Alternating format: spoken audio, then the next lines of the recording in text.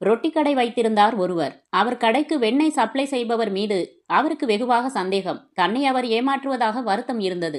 1/2 kilo வெண்ணெய் என்று அவர் தருவது 1/2 கிலோவே இல்லை, எடை குறைவாக இருக்கிறது என்று குற்றம் சாட்டினார். சண்டை முற்றி ஒரு நாள் நீதிபதி முன் வழக்கு வந்தது.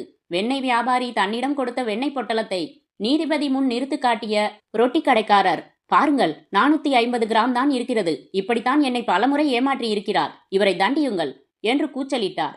நீதிபதி வெண்ணெய் வியாபாரியை பார்த்து, என்ன சொல்கிறீர்கள், ஒவ்வொரு முறையும் 50 கிராம் குறைவாக தரலாமா, அது குற்றமில்லையா என்று கேட்டார்.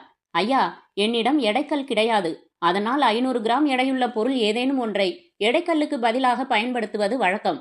பெரும்பாலும் இவரது கடை ரொட்டியைத்தான் வாங்குகிறேன், அதையே அவ்வாறு பயன்படுத்துவேன். பாக்கெட் மீது எடை 500 கிராம் என்று எழுதப்பட்டிருப்பதை நம்பி இவரது ரொட்டியை எடைக்கல்லுக்கு பதிலாக தராசில் பயன்படுத்துவேன். இப்போது பாருங்கள், என் வெண்ணெயும் அவரது ரொட்டியும் சம எடையாக இருக்கும் என்று தராசில் இரண்டையும் எதிரெதிராக வைத்தார். சமமாக இருந்தது.